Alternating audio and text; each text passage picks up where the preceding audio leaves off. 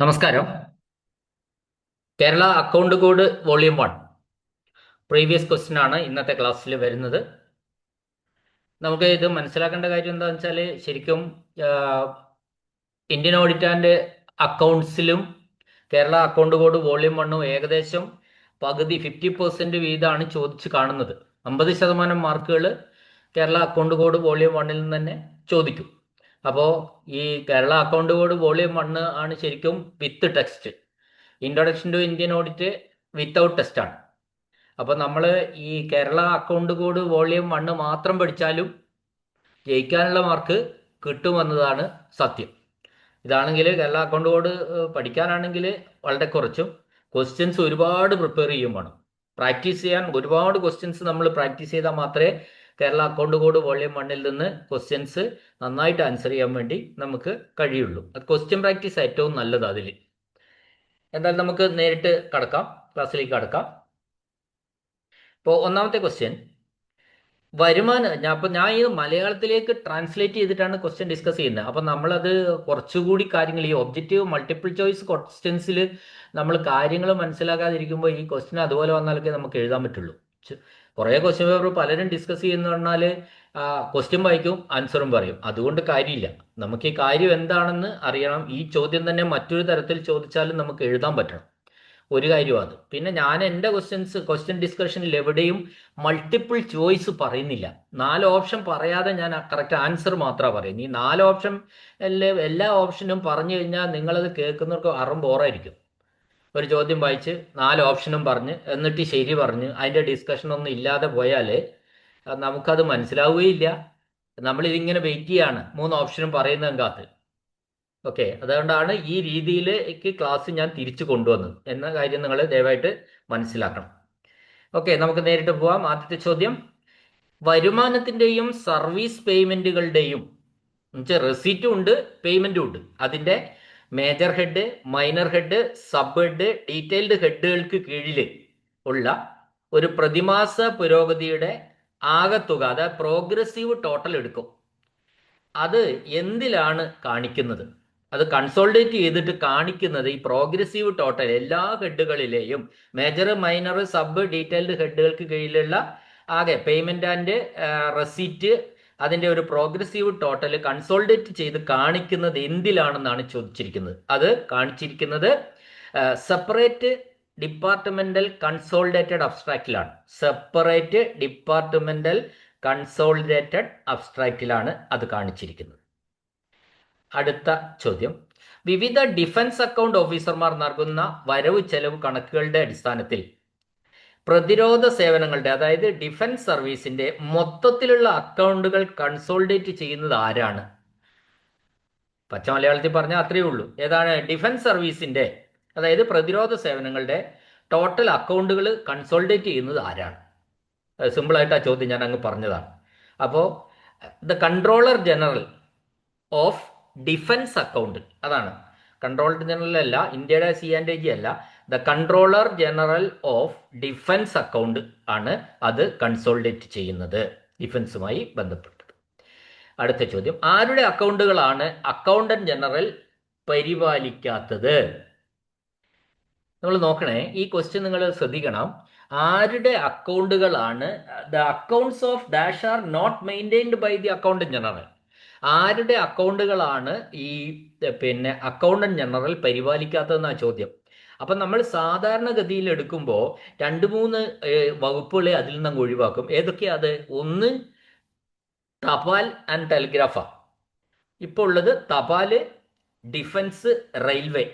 ഈ 3 അക്കൗണ്ടുകൾ, 3 പേരുടെ, ഡിഫൻസിന്റെയും തപാലിന്റെയും റെയിൽവേയുടെയും അക്കൗണ്ടുകൾ മെയിൻറ്റെയിൻ ചെയ്യുന്നത് ആരല്ല? അക്കൗണ്ടന്റ് ജനറൽ അല്ല എന്ന കാര്യം നമ്മൾ ബൈ ഹാർട്ടായിട്ട് മനസ്സിൽ വെക്കുക. ഏതൊക്കെ? തപാല്, ഡിഫൻസ്, റെയിൽവേ. അപ്പം ബാക്കി ഏത് ചോദ്യം അത് അത്രയും മനസ്സിലാക്കി വെച്ചാൽ ബാക്കി ഏത് ക്വസ്റ്റ്യൻ വന്നാലും അതിനനുസരിച്ച് ആൻസർ എഴുതാലോ. അപ്പോൾ these are the accounts which are not maintained by the accountant general, defence, railway and തപാൽ. ഓക്കെ, ക്ലിയർ ആയിട്ടില്ലേ? അതായത് ഡിഫൻസിന്റെയും റെയിൽവേയുടെയും തപാലിന്റെയും അക്കൗണ്ടുകൾ അക്കൗണ്ടന്റ് ജനറൽ മെയിൻറ്റെയിൻ ചെയ്യുന്നില്ല. അപ്പൊ അത് ക്വസ്റ്റ്യൻ ഏത് വിധത്തിലും ചോദിക്കാമല്ലോ, കാര്യം മനസ്സിലാക്കി വെക്കണം. ഓക്കെ, അടുത്ത ക്വസ്റ്റ്യൻ. ഒരു അക്കൗണ്ട് സർക്കിളിലെ ഇടപാടുകൾ മറ്റൊരു സർക്കിളിലെ അക്കൗണ്ടുകളിൽ, ഒരു അക്കൗണ്ട് സർക്കിളിലെ ഇടപാടുകൾ, ഒരിടത്തെ ഇടപാടുകൾ മറ്റൊരു അക്കൗണ്ട് സർക്കിളിലെ അക്കൗണ്ടുകളിൽ ക്രമീകരിക്കേണ്ടതാണെങ്കിൽ, അതായത് അഡ്ജസ്റ്റ് ചെയ്യേണ്ടതാണെങ്കിൽ, അവ ഓരോ മാസവും എങ്ങനെയാണ് കൈമാറുന്നതെന്ന. ഒരു സർക്കിളിലെ അക്കൗണ്ടിലെ തുക അടുത്ത സർക്കിളിലെ തുകയിൽ പിന്നെ അഡ്ജസ്റ്റ് ചെയ്താണ്ടാണെങ്കിൽ അത് ഏതിലൂടെയാണ് അവ അത് ഓരോ മാസവും കൈമാറുന്നതെന്നാണ്. അത് മാറുന്നതിന് അതിനാണ് നമ്മൾ എക്സ്ചേഞ്ച് അക്കൗണ്ട് എന്ന് പറയുന്നത്. എക്സ്ചേഞ്ച് എന്ന് പറഞ്ഞാൽ തന്നെ അറിയാലോ, എക്സ്ചേഞ്ച് അക്കൗണ്ടുകളിലൂടെയാണ് അവ അഡ്ജസ്റ്റ്മെന്റിന് വേണ്ടിയിട്ട് ട്രാൻസ്ഫർ ചെയ്യുന്നത്. അത് നമ്മൾ പ്രത്യേകം മനസ്സിലാക്കുക. The transaction in one account circle which are adjustable in the accounts of another circle are passed on month by month, ഓരോ മാസവും to the latter for adjustment. അത് എക്സ്ചേഞ്ച് അക്കൗണ്ട് ആണ്. അടുത്ത ക്വസ്റ്റ്യൻ. ഒരു അക്കൗണ്ട് സർക്കിളിലെ ഇടപാടുകൾ മറ്റൊരു സർക്കിളിലെ ഇടപാടുമായി പൊരുത്തപ്പെടുന്നതാണെങ്കിൽ, ആ പൊരുത്തപ്പെടുത്താവുന്നതാണെങ്കിൽ മാസം തോറും ആ സർക്കിളിലേക്ക് പൊരുത്തപ്പെടുത്തുന്നത് എന്തിലൂടെയാണ്? ഇപ്പൊ ഓരോ മാസവും അക്കൗണ്ടുകൾ, ഇവിടെയുള്ള സർക്കിളിലെ ഇടപാടുകൾ മറ്റൊരു സർക്കിളിലെ ഇടപാടുമായിട്ട് പൊരുത്തപ്പെടുത്തേണ്ടതാണെങ്കിൽ അങ്ങനെ ചെയ്യുന്ന അത് എന്തിലൂടെയാണ് ചെയ്യുന്നതെന്ന് പറഞ്ഞാൽ അതിനാണ് നമ്മൾ സെറ്റിൽമെന്റ് അക്കൗണ്ട് എന്ന് പറയുന്നത്. Settlement account. വേറൊന്ന്, അതിൽ സെറ്റിൽമെന്റ് അക്കൗണ്ടിന്റെ തന്നെ മറ്റൊരു ചോദ്യമാണ്, പണമിടപാടുകൾ അന്തിമമായി മറ്റൊരു സ്റ്റേറ്റിന്റെ കണക്കിലേക്കാണ് പോകേണ്ടതെങ്കിൽ അത് ആ സംസ്ഥാനവുമായി ബന്ധപ്പെട്ടിട്ടുള്ള ജിയുടെ കണക്കിലേക്ക് മാറ്റുന്നത് ഏത് അക്കൗണ്ട് ഹെഡിലൂടെയായിരിക്കും? അപ്പോൾ നമ്മൾ മനസ്സിലാക്കേണ്ടത്, ഒരു പണമിടപാട് നമ്മുടെ സംസ്ഥാനത്ത് മറ്റൊരു സംസ്ഥാനത്തിന്റെ പണമിടപാട് നടന്നു. അപ്പോൾ അത് ആ സ്റ്റേറ്റിന്റെ കണക്കിലേക്കാണ് പോകേണ്ടത്. പക്ഷേ നമ്മൾ എന്ത് ചെയ്യും? ആ സംസ്ഥാനത്തിന്റെ ജിയുടെ കണക്കിലേക്കാണ് ഇത് മാറ്റുന്നത്. ക്ലിയർ അല്ലേ? നമ്മൾ മനസ്സിലാക്കുക, നമ്മുടെ കേരളത്തിൽ തമിഴ്നാട് സർക്കാരിന് വേണ്ടിയിട്ട് ഒരു പണമിടപാട് നടന്നു. അപ്പോൾ തമിഴ്നാടിന്റെ കണക്കിലേക്കാണ് അത് പോകേണ്ടത് ശരിക്കും. അപ്പൊ ഇവിടെ നമ്മൾ സ്റ്റേറ്റിന്റെ കണക്കിൽ ആദ്യം എൻ്റർ ചെയ്തു, അതിനുശേഷം തമിഴ്നാടിന്റെ ജിയുടെ കണക്കിലേക്ക് നമ്മൾ മാറ്റുക. ബന്ധപ്പെട്ട ജി മുഖാന്തരാണ് ആ കണക്കിൽ സെറ്റ് ചെയ്യുക. അപ്പൊ ആ തമിഴ്നാട് ജിയിലേക്ക് മാറ്റുന്നത് ഏത് ഹെഡിലൂടെ ആയിരിക്കും എന്നാണ് ചോദിച്ചിരിക്കുന്നത്. അതിനാണ് അത് സെറ്റിൽമെന്റ് അക്കൗണ്ടിലൂടെയാണ് മാറ്റുന്നത്. സെറ്റിൽമെന്റ് അക്കൗണ്ടിൽ. ക്ലിയർ ആവുന്നുണ്ടാവും കുറച്ചുകൂടി. ഓക്കെ, മറ്റൊരു ക്വസ്റ്റ്യൻ. ഒരു സംസ്ഥാനത്തിന്റെ ബാലൻസിനെതിരെ തുടക്കത്തിലെടുക്കുന്ന ഇടപാടുകൾ പിന്നീട് മറ്റൊരു സംസ്ഥാനത്തിന്റെ ബാലൻസിനെതിരെ, എഗൻസ്റ്റ് ദ ബാലൻസ് എന്നാണ് ഈ ബാലൻസിനെതിരെ ക്രമീകരിക്കാവുന്നതാണെങ്കിൽ അത് രണ്ടാമത്തെ സംസ്ഥാനത്തിലെ ജിയിലേക്ക് കൈമാറുന്നത് എന്തിലൂടെയാണ്? Same question. ഇപ്പൊ ഞാൻ എക്സാമ്പിൾ വെച്ച ചോദ്യമാണ്. ഞാൻ പറഞ്ഞല്ലോ, ഒരു സംസ്ഥാനത്തിന്റെ ബാലൻസിനെതിരെ തുടക്കത്തിലെടുക്കുന്ന ഇടപാടുകൾ. ഒരു എക്സ്പ്ലനേഷൻ വീണ്ടും തരാം. തമിഴ്നാട് സർക്കാരിന് വേണ്ടി കേരളത്തിൽ ഒരു പണമിടപാട് നടന്നു. അപ്പൊ പണമിടപാട് നടന്നപ്പോൾ തുടക്കത്തിൽ നമ്മൾ കേരളത്തിലെ അക്കൗണ്ടിനെതിരെയാണ്, അഗെയിൻസ്റ്റ് ദ അക്കൗണ്ട് ഓഫ് കേരളയാണ് നമ്മൾ അത് രേഖപ്പെടുത്തും. കേരളത്തിലെ അക്കൗണ്ടിൽ അത് രേഖപ്പെടുത്തും. അതിനുശേഷം മറ്റൊരു സംസ്ഥാനം, അത് തമിഴ്നാടിന്റെ സംസ്ഥാനത്തിന്റെ അക്കൗണ്ടിലാണ് ക്രമീകരിക്കേണ്ടത്. അപ്പൊ നമ്മൾ എന്ത് ചെയ്യും? തമിഴ്നാട് സംസ്ഥാനത്തിന്റെ അക്കൗണ്ടന്റ് ജനറലിന്റെ അക്കൗണ്ടിലേക്ക് അത് ട്രാൻസ്ഫർ ചെയ്യും. എങ്ങനെ ട്രാൻസ്ഫർ ചെയ്യും? അതിനാണ് നമ്മൾ സെറ്റിൽമെന്റ് അക്കൗണ്ട് എന്ന് പറയുന്നത്. അത് സെറ്റിൽമെന്റ് അക്കൗണ്ടിലൂടെയാണ് അത് കൈമാറുന്നത്. ക്ലിയർ അല്ലേ? ഓക്കെ, അടുത്ത ചോദ്യം. പൊതുവായ അർത്ഥത്തിൽ വിവിധ തരം അക്കൗണ്ടുകളെയും മറ്റു രാജ്യങ്ങളിലെ ഗവൺമെന്റുകളുമായ അക്കൗണ്ടുകളെയും ഉൾക്കൊള്ളുന്ന പദം ഏതാണ്ട്? വളരെ ശ്രദ്ധിക്കേണ്ട കാര്യമാണ്. മറ്റ് രാജ്യങ്ങളുടെ ഗവൺമെന്റ് അക്കൗണ്ടുമായിട്ടുള്ള അക്കൗണ്ടുകളെയും ഉൾക്കൊള്ളുന്ന പദം. വിവിധതര അക്കൗണ്ട്, അത് മറ്റ് രാജ്യങ്ങളിലെ അക്കൗണ്ടുകളുമായി ബന്ധപ്പെടുന്നു. അതിന് പറയുന്ന പേരാണ് അക്കൗണ്ട് കറണ്ട് എന്ന് പറയും. മറ്റ് രാജ്യങ്ങളുടെ അക്കൗണ്ട് എന്ന് പറയുമ്പോൾ തന്നെ നിങ്ങൾ ഓർമ്മിക്കുക, ഇത് അക്കൗണ്ട് കറണ്ട് എന്ന് പറയുന്ന തരം എന്താ പറയേണ്ടത്? അക്കൗണ്ട് കറണ്ട് എന്ന് പറയുന്ന തരം ഒരു ട്രാൻസാക്ഷൻ ആണ്. അപ്പൊ അതിന് നമ്മൾ പറയുന്നത് പിന്നെ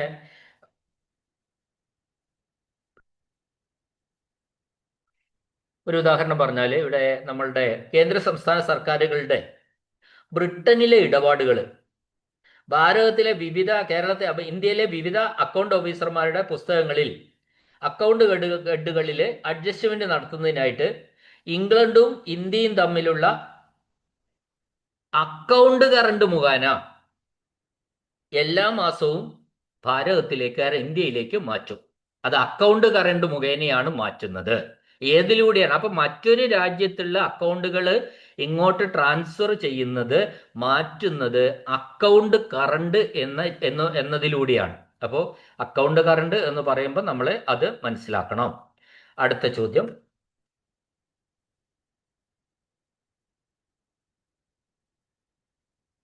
ഡിഫൻസ്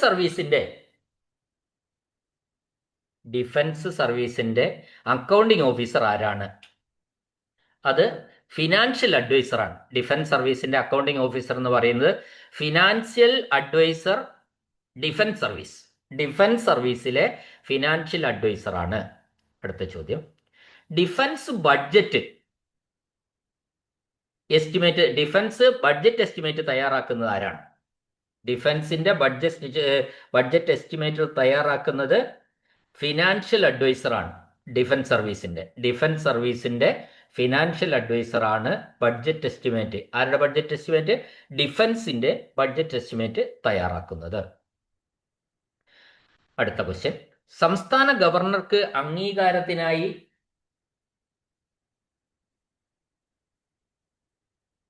അയക്കുന്ന ഫിനാൻസ് അക്കൗണ്ടുകൾ തയ്യാറാക്കുന്നത് ആരാണ്? സംസ്ഥാന ഗവർണറുടെ അംഗീകാരത്തിനായിട്ട് അയക്കുന്ന ഫിനാൻസ് അക്കൗണ്ടുകൾ തയ്യാറാക്കുന്നത് ആരാണ്? അത് ആ ബന്ധപ്പെട്ട സ്റ്റേറ്റിന്റെ അക്കൗണ്ടന്റ് ജനറലാണ്. അത് അക്കൗണ്ടന്റ് ജനറൽ തയ്യാറാക്കി ആർക്ക് സമർപ്പിക്കുന്നു? CAGക്ക് സമർപ്പിച്ചിട്ടാണ് അത് ഗവർണറിലേക്ക് വരുന്നത്. അപ്പോൾ അക്കൗണ്ടന്റ് ജനറൽ തയ്യാറാക്കുന്നു, CAGക്ക് സമർപ്പിക്കുന്നു, CAG കൗണ്ടർ സൈൻ ചെയ്യും, അതിനുശേഷം ഗവർണർക്ക് വരും. അടുത്ത ചോദ്യം, സംസ്ഥാനത്തിന്റെ വാർഷിക ഫിനാൻസ് അക്കൗണ്ടുകൾ തയ്യാറാക്കുന്നത് ആരാണ്? ആനുവൽ ഫിനാൻസ് സ്റ്റേറ്റ്മെന്റ്, വാർഷിക ഫിനാൻസ് അക്കൗണ്ടുകൾ തയ്യാറാക്കുന്നത് ആരാണ് സംസ്ഥാനത്തിന്റെ? അത് അക്കൗണ്ടന്റ് ജനറൽ ആണ്. അടുത്ത ചോദ്യം, ഗവൺമെന്റിന്റെ മൊത്തം ഇടപാടുകൾ ഉൾക്കൊള്ളുന്ന അക്കൗണ്ടുകൾ ഏതാണ്? ഗവൺമെന്റിന്റെ മൊത്തം ഇടപാടുകൾ ഉൾക്കൊള്ളുന്ന അക്കൗണ്ടുകൾ ഏതാണ്? അത് ഫിനാൻസ് അക്കൗണ്ടാണ്. Finance account. അടുത്ത ചോദ്യം, കേന്ദ്ര സംസ്ഥാന മറ്റൊരു ചോദ്യം ഇതാണ്, ജനറൽ ഫിനാൻസ് സ്റ്റേറ്റ്മെന്റ് പ്രതിനിധീകരിക്കാത്ത കണക്കുകൾ, അതായത് ഏത് വിഭാഗത്തിലെ കണക്കുകളാണ് ജനറൽ ഫിനാൻസ് സ്റ്റേറ്റ്മെന്റിൽ ഉൾപ്പെടാത്തത് എന്നാണ് ചോദ്യം. മനസ്സിലായല്ലോ? ചോദ്യം മനസ്സിലായല്ലോ? ഞാൻ പറഞ്ഞു ഗവൺമെന്റിന്റെ മൊത്തം ഇടപാടുകൾ ഉൾക്കൊള്ളുന്ന അക്കൗണ്ടാണ് ഫിനാൻസ് അക്കൗണ്ട്. എന്നാൽ ഈ ഫിനാൻസിന്റെ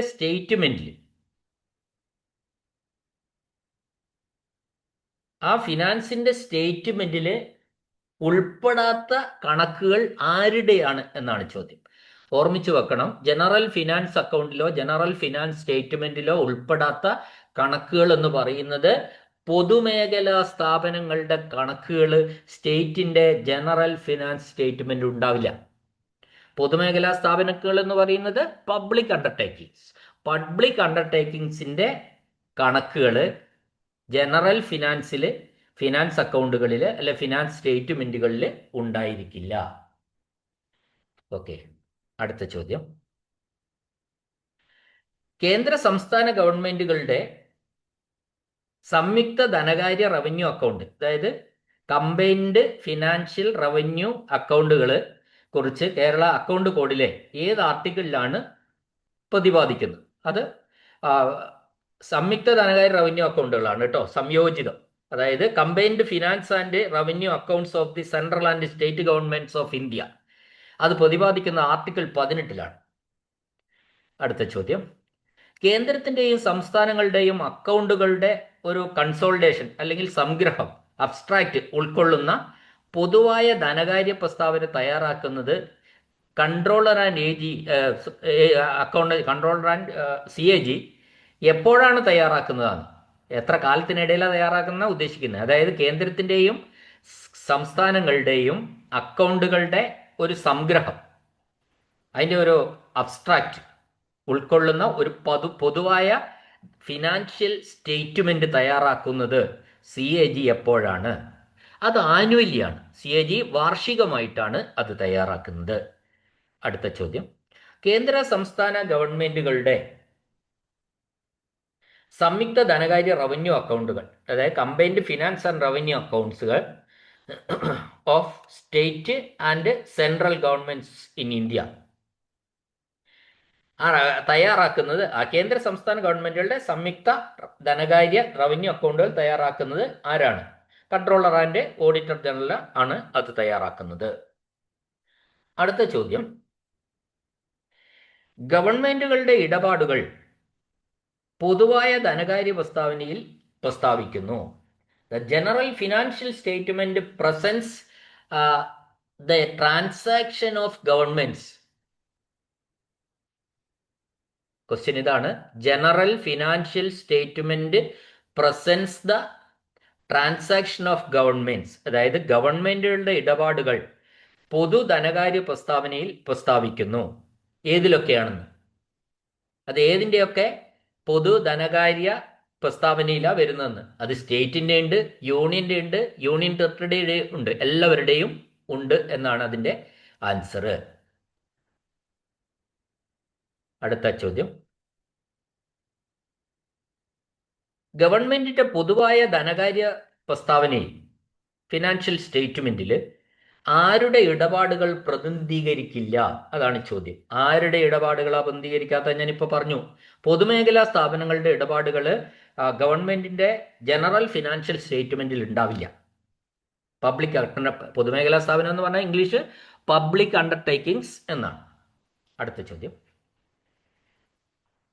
നമുക്ക് വിവിധ ഗവൺമെന്റുകളുടെ ഏതെങ്കിലും പ്രവർത്തനത്തിന്റെ റെസീറ്റ്, എക്സ്പെൻസ് അല്ലെ വരവ് ചെലവ് എന്നിവയുടെ കമ്പാരിസൺ, ഒരു താരതമ്യം നമുക്ക് എവിടെ നിന്ന് ലഭിക്കുമെന്നാണ് ചോദ്യം. വിവിധ ഗവൺമെന്റുകളുടെ ഏതെങ്കിലും പ്രവർത്തനത്തിന്റെ വരവ് ചെലവ് എന്നിവയുടെ താരതമ്യം നമുക്ക് എവിടെ നിന്ന് ലഭിക്കും? അത് ജനറൽ ഫിനാൻഷ്യൽ സ്റ്റേറ്റ്മെന്റിൽ നിന്ന് ലഭിക്കും. അതാണ് ആൻസർ. ജനറൽ ഫിനാൻഷ്യൽ സ്റ്റേറ്റ്മെന്റിൽ നിന്നാണ് വിവിധ ഗവൺമെന്റുകളുടെ ഏതെങ്കിലും പ്രവർത്തനത്തിന്റെ ഒരു വരവും ചെലവും സംബന്ധിച്ച ഒരു കമ്പാരിസൺ, ഒരു താരതമ്യം നമുക്ക് ലഭിക്കുന്നത്. അടുത്ത ചോദ്യം, സർക്കാർ അക്കൗണ്ടിന്റെ ഭാഗമല്ലാത്തത് ഒരു പ്രത്യേകതരം അക്കൗണ്ടാണ്. അപ്പൊ നമ്മൾ അത് പറഞ്ഞിട്ടുള്ളതാണ്. പ്രൊഫോമ അക്കൗണ്ടാണ് ശരിക്കും, അത് സർക്കാർ അക്കൗണ്ടിന്റെ ഭാഗമല്ല.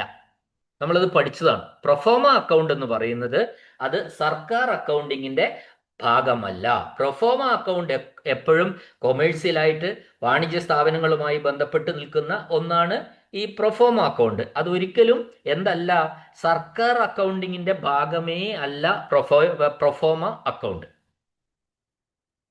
അടുത്ത ചോദ്യം, അത് എപ്പോഴും ഓർത്തിരിക്കണേ. പ്രൊഫോമ അക്കൗണ്ട് അത് സർക്കാർ അക്കൗണ്ടിന്റെ ഭാഗമല്ല, മറിച്ച് വാണിജ്യ സ്വഭാവമുള്ളതും പിന്നെ കൊമേഴ്സ്യൽ സ്വഭാവം ഉള്ളതൊക്കെ ആയിട്ടുള്ള പിന്നെ വകുപ്പുകളാണ്, അങ്ങനെയുള്ള ഡിപ്പാർട്ട്മെന്റുകളാണ് പ്രൊഫോമ അക്കൗണ്ടുകൾ നടത്തുന്നത്, തയ്യാറാക്കുന്നത്. അതിൽ പ്രൊഫോമ അക്കൗണ്ടുകളിൽ ലാഭവും നഷ്ടവുമാണ് പ്രധാനപ്പെട്ട പിന്നെ നോക്കേണ്ട കാര്യങ്ങൾ.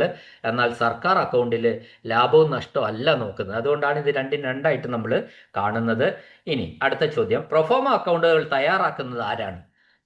അത് കൊമേഴ്സ്യൽ വകുപ്പുകളാണ്, കൊമേഴ്സ്യലാണ്. അടുത്ത ചോദ്യം, ഏതൊക്കെ സ്ഥാപനങ്ങളാണ് ഏത് തരം സ്ഥാപനങ്ങളാണ് പ്രൊഫോമ അക്കൗണ്ടുകൾ തയ്യാറാക്കുന്നത്? പ്രൊഫോമ അക്കൗണ്ട് തയ്യാറാക്കുന്നത് വാണിജ്യ സ്ഥാപനങ്ങളാണ്.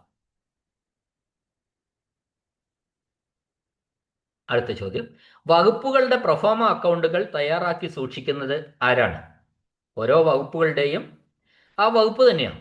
വകുപ്പുകളുടെ പ്രൊഫോമ അക്കൗണ്ടുകൾ തയ്യാറാക്കി സൂക്ഷിക്കുന്നത് ആരാണ്? ബന്ധപ്പെട്ട വകുപ്പ് തന്നെയാണ്.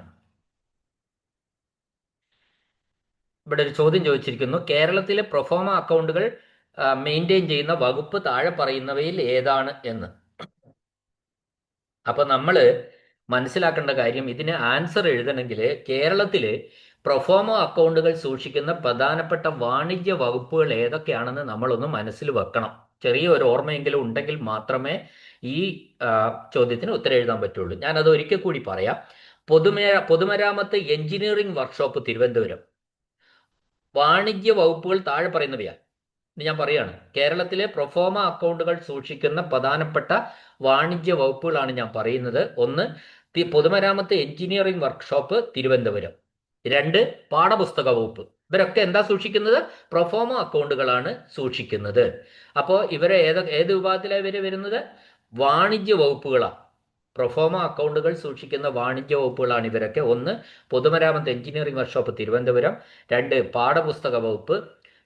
മൂന്ന്, റവന്യൂ മൂലധന അക്കൗണ്ടുകൾ സൂക്ഷിക്കേണ്ട ജലസേചന പദ്ധതികൾ. നാല്, സംസ്ഥാന ജലഗതാഗത വകുപ്പ്. അഞ്ച്, മാതൃക കയർ ഫാക്ടറി ബേപ്പൂര്. ആറ്, bleaching and calendering plant Pappanamcode. ഇത്രയും സ്ഥാപനങ്ങളാണ് കേരളത്തിലെ പ്രൊഫോമ അക്കൗണ്ടുകൾ സൂക്ഷിക്കുന്ന വാണിജ്യ വകുപ്പുകൾ എന്ന് പറയുന്നത്. അപ്പൊ ഇതറിഞ്ഞാൽ ഇതിനകത്ത് ചോദ്യം നോക്കാം. കേരളത്തിൽ പ്രൊഫോമ അക്കൗണ്ടുകൾ സൂക്ഷിക്കുന്ന പരിപാലിക്കുന്ന വകുപ്പ് ഏതാണ് എന്നാണ് ചോദ്യം. ഇപ്പൊ ഇതില് പബ്ലിക് ഹെൽത്ത് ഡിപ്പാർട്ട്മെന്റ് അല്ല, ദ എഡ്യൂക്കേഷൻ ഡിപ്പാർട്ട്മെന്റ് അല്ല, ദ റവന്യൂ ഡിപ്പാർട്ട്മെന്റ് അല്ല, the text book department. Text book department ഏതിൽ വരുന്നതാണ്? പ്രൊഫോമ അക്കൗണ്ടുകൾ സൂക്ഷിക്കുന്ന വാണിജ്യ വകുപ്പുകളാണ് ഈ ഇതിൽ വന്ന ടെക്സ്റ്റ് ബുക്ക് ഡിപ്പാർട്ട്മെന്റ്. അപ്പോൾ വാണിജ്യ വകുപ്പുകൾ ഏതൊക്കെയാണെന്ന് നമ്മൾ അറിഞ്ഞിരിക്കണം. പ്രൊഫോമ അക്കൗണ്ടുകൾ സൂക്ഷിക്കുന്ന വാണിജ്യ വകുപ്പുകൾ ഇപ്പം ഞാൻ പറഞ്ഞു 6 എണ്ണം. അതൊന്ന് മനസ്സിൽ വെക്കണം. ഒരിക്കൽ കൂടി: പൊതുമരാമത്ത് എഞ്ചിനീയർ വർക്ക്ഷോപ്പ് തിരുവനന്തപുരം. പാഠപുസ്തക വകുപ്പ്. 3, റവന്യൂ മൂലധന അക്കൗണ്ടുകൾ സൂക്ഷിക്കേണ്ട ജലസേചന പദ്ധതികൾ. 4, സംസ്ഥാന ജലഗതാഗത വകുപ്പ്. 5, മാതൃക കയർ factory Beypore. 6, bleaching and calendering plant Pappanamcode. ഇത്രയുമാണ് അതിൽ വരുന്നത്.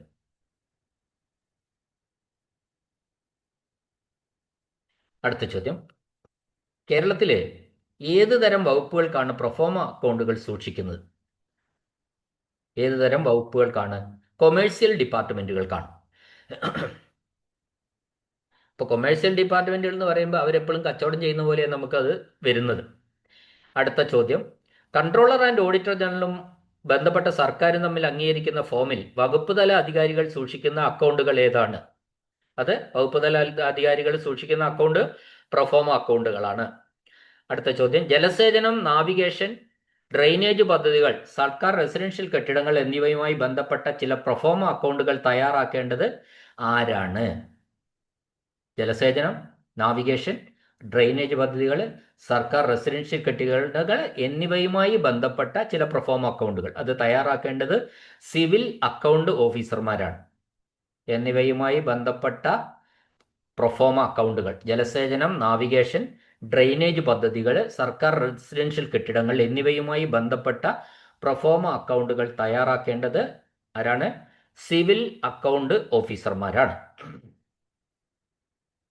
കേരളത്തിലെ പ്രൊഫോമ അക്കൗണ്ടുകൾ തയ്യാറാക്കുന്നത് ഏത് തരം വകുപ്പുകൾക്ക് വേണ്ടിയാണ്? കേരളത്തിലെ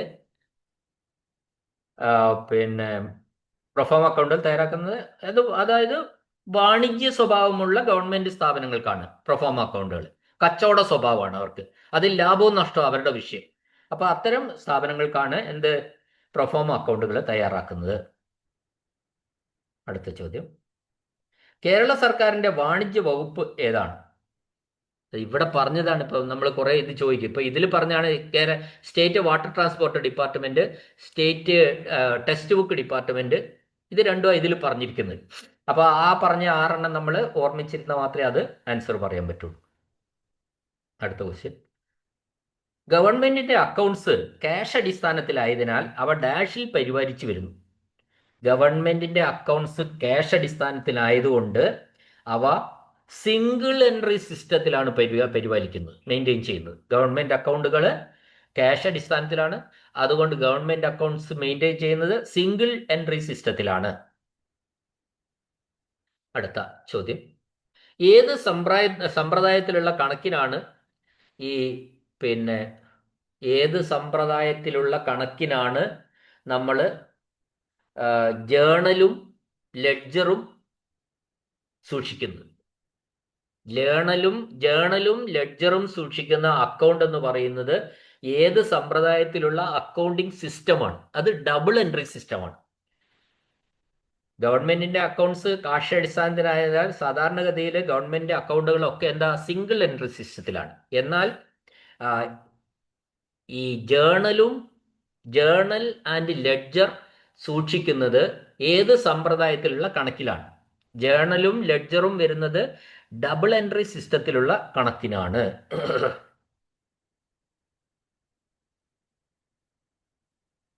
ഇനി സർക്കാർ ബാങ്കായിട്ടോ അല്ലെങ്കിൽ റെമിറ്ററായിട്ടോ അല്ലെങ്കിൽ പ്രവർത്തിക്കുമ്പോൾ, അല്ലെങ്കിൽ ഒരു സർക്കാർ ബാങ്കറായിട്ട് അല്ലെങ്കിൽ റെമിറ്ററായിട്ട് അല്ലെങ്കിൽ ലെൻഡറായിട്ട് പ്രവർത്തിക്കുമ്പോൾ നടപ്പാക്കുന്ന കണക്കുകളുടെ സമ്പ്രദായം ഏതാണ്? ഒരു സർക്കാർ ബാങ്കായി പ്രവർത്തിക്കുന്നു, അല്ലെങ്കിൽ റെമിറ്ററായി പ്രവർത്തിക്കുന്നു, അല്ലെങ്കിൽ ലെൻഡറായിട്ട് പ്രവർത്തിക്കുമ്പോൾ നടപ്പിലാക്കുന്ന കണക്കുകളുടെ സമ്പ്രദായം എന്ന് പറയുന്നത് ഡബിൾ എൻട്രി സിസ്റ്റമാണ്. അടുത്ത ചോദ്യം, ഗവൺമെന്റിന്റെ നാമമാത്രമായ കണക്കുകൾ ധനമടിസ്ഥാനമായിട്ടുള്ളതിനാൽ കണക്കുകൾ വെച്ച് പോരുന്നത്, ഇപ്പൊ നേരത്തെ പറഞ്ഞ ചോദ്യമാണ്, സിംഗിൾ എൻട്രി സിസ്റ്റത്തിലാണ്. എല്ലാം ക്യാഷ് അടിസ്ഥാനത്തിലാണ് ഗവൺമെന്റ് അക്കൗണ്ടുകളൊക്കെ, അതെല്ലാം സിംഗിൾ എൻട്രി സിസ്റ്റത്തിലുമാണ്. ഇനി താഴെ പറയുന്നവയിൽ ഗവൺമെന്റ് അക്കൗണ്ട് സിസ്റ്റത്തെ സംബന്ധിച്ച് ശരിയല്ലാത്തത് ഏത്? ഗവൺമെന്റ് അക്കൗണ്ട് സിസ്റ്റത്തെ സംബന്ധിച്ച് ശരിയല്ലാത്തത്, അവിടെ പറഞ്ഞിരിക്കുന്ന ആൻസർ ഗവൺമെന്റ് അക്കൗണ്ട് സിസ്റ്റം എങ്ങനെയാണെന്ന് നമ്മൾ പഠിച്ചത് സിംഗിൾ എൻട്രി സിസ്റ്റത്തിലാണ്. അപ്പോൾ അതല്ലാത്തത് ഏതാ? എല്ലാ കണക്കുകളും ഡബിൾ എൻട്രി സിസ്റ്റത്തിൽ സൂക്ഷിക്കുന്നു. അത് ഗവൺമെന്റിന്റെ കണക്കുകളെ അക്കൗണ്ട് സിസ്റ്റത്തെ സംബന്ധിച്ച് ശരിയല്ലാത്തതാണ്. ഏതാ ശരിയല്ലാത്തത്? ഡബിൾ എൻട്രി സിസ്റ്റത്തിൽ സൂക്ഷിക്കുന്നു എന്നുള്ളത് ശരിയല്ല. ഗവൺമെന്റിന്റെ കണക്കുകൾ ഏതിൽ സൂക്ഷിക്കുന്നു? ശരി ഏതാണ്? സിംഗിൾ എൻട്രി സിസ്റ്റത്തിൽ സൂക്ഷിക്കുന്നു. സർക്കാർ പ്രവർത്തിക്കുന്ന റോള്, 4 റോൾ ഇവിടെ പറയുന്നുണ്ട്. അതിൽ ശരിയല്ലാത്ത ഏതാണെന്ന്? സർക്കാർ ബാങ്കറായിട്ട് പ്രവർത്തിക്കുന്നുണ്ട്, റെമിറ്ററായിട്ട് പ്രവർത്തിക്കുന്നുണ്ട്, ബോറോവറായിട്ട് പ്രവർത്തിക്കുന്നുണ്ട്, മിഡിൽമാൻ ആയിട്ട് പ്രവർത്തിക്കുന്നുണ്ട്, അല്ലേ? അപ്പൊ 4 തന്നു. ഇതിൽ ഏതായിരിക്കും? സർക്കാർ ബാങ്കറായിട്ട് പ്രവർത്തിക്കുന്നില്ലേ? ഉണ്ട്. സർക്കാർ റെമിറ്ററായിട്ട് പ്രവർത്തിക്കുന്നില്ലേ? ഉണ്ട്. സർക്കാർ ബോറോവറായിട്ട് പ്രവർത്തിക്കുന്നില്ലേ? ഉണ്ട്. എന്നാൽ സർക്കാർ മിഡിൽമാൻ ആയിട്ട് പ്രവർത്തിക്കുന്നില്ല.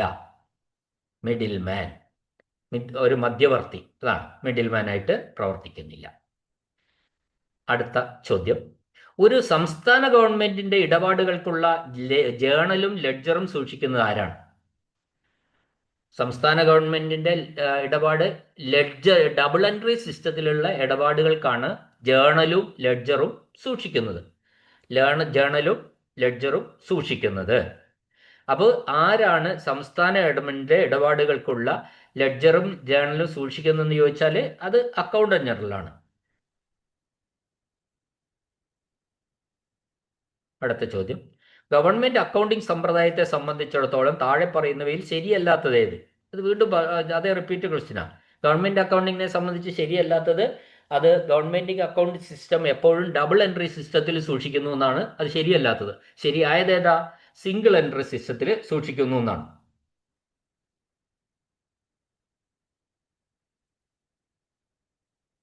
ഇപ്പോൾ സാധാരണഗതിയിൽ ഈ ജേണലും ലെഡ്ജറുമാണ് ഇപ്പം നമ്മൾ പറഞ്ഞത് ഡബിൾ എൻട്രി സിസ്റ്റത്തിൽ വരുന്നതാണിത്.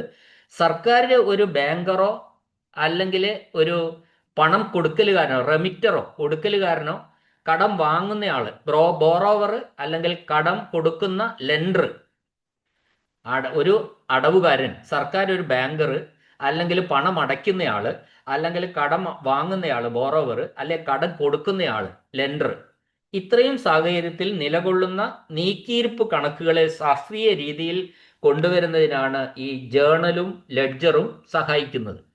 അപ്പോൾ കേന്ദ്ര സംസ്ഥാന സർക്കാരുകളുടെ ഇടപാടുകൾക്ക് സംസ്ഥാന അക്കൗണ്ടന്റ് ജനറൽമാർ പ്രത്യേകം ജേണലും ലെഡ്ജറും സൂക്ഷിക്കുന്നു.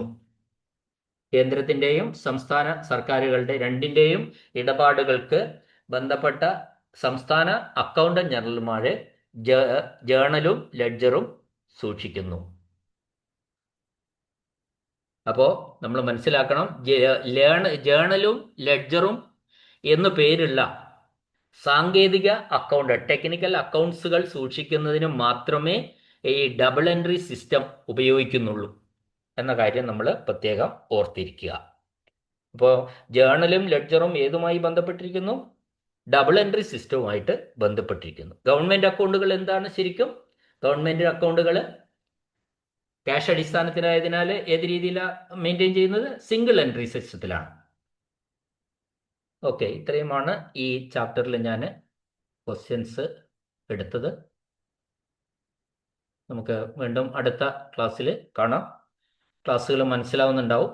നമുക്കറിയാം, യൂട്യൂബിൽ ഒരുപാട് ഡിപ്പാർട്ട്മെൻറ്റ് ടെസ്റ്റിൻ്റെ ഒരുപാട് ക്ലാസ്സുകൾ അവൈലബിൾ ആണ്. നിങ്ങൾ ഏത് ക്ലാസ്സാണ് നിങ്ങൾക്ക് സ്വീകാര്യം? പല ക്ലാസ്സും ഞാൻ ശ്രദ്ധിക്കാറുണ്ട്. ചിലർ എവിടെന്നെങ്കിലും ഒരു ക്വസ്റ്റ്യൻ പേപ്പർ കൊണ്ടുവരും, ആ ക്വസ്റ്റ്യൻ വായിക്കും, അതിൻ്റെ ആൻസർ പറയും, അതിനൊരു ബുദ്ധിമുട്ടുമില്ല. എന്നിട്ട് ചിലർ ക്വസ്റ്റ്യൻ കൊണ്ടുവരും, ക്വസ്റ്റ്യൻ പറയും, 4 ഓപ്ഷനും പറയും, എന്നിട്ട് ശരി ഉത്തരവും പറയും. അങ്ങനെ പഠിച്ചതുകൊണ്ട് നമുക്കൊരു പ്രയോജനവും കിട്ടില്ല, നമുക്കത് ഓർമ്മയുണ്ടാവില്ല, എന്താ കാര്യമൊന്നും അറിയുണ്ടാവില്ല. അപ്പം നമ്മൾ കുറേ കാര്യങ്ങൾ നമ്മൾ ഡിസ്ക്രിപ്ഷൻ, അതിൻ്റെ വിശദീകരണം നമ്മൾ മനസ്സിലാക്കേണ്ടതായിട്ടുണ്ട്. അങ്ങനെ മാത്രമേ പഠിക്കാവൂ. ഓക്കെ, ഞാൻ അതിനുവേണ്ടി ആ രീതിയിൽ പറഞ്ഞു തരാൻ വേണ്ടി എവിടെയെങ്കിലും ചെറിയ ചെറിയ സ്ലിപ്പിംഗ് ഒക്കെ എൻ്റെ അടുത്ത് സംഭവിക്കുന്നുണ്ടാവാം. ചിലപ്പോൾ ഞാൻ ശ്രദ്ധയിൽ വരുന്നില്ല എന്നുള്ള കമൻറ്റിൽ പറഞ്ഞാൽ മതി, അങ്ങനെ ഉണ്ടെങ്കിൽ. അപ്പോൾ അതുകൊണ്ടാണ് ഇത്രയധികം ഞാൻ എക്സ്പ്ലെയിൻ ചെയ്ത് വീണ്ടും വീണ്ടും വീണ്ടും പറഞ്ഞ് ക്വസ്റ്റ്യൻ ഡിസ്കസ് ചെയ്ത് പോകുന്നത്. ഓക്കെ, ഇത് നിങ്ങൾക്ക് സഫിഷ്യൻ്റ് ആയിരിക്കും എന്ന് ഞാൻ വിചാരിക്കുന്നത്. കാരണം മറ്റ് ക്ലാസ്സുകളൊക്കെ പലതും ഞാൻ കാണുന്നതാണ്, അതുകൊണ്ടാണ് ഇങ്ങനെ പറയുന്നത്. ഓക്കെ, കേട്ട എല്ലാവർക്കും നന്ദി, നമസ്കാരം. വീണ്ടും അടുത്ത ക്ലാസ്സിൽ നമുക്ക് കാണാം.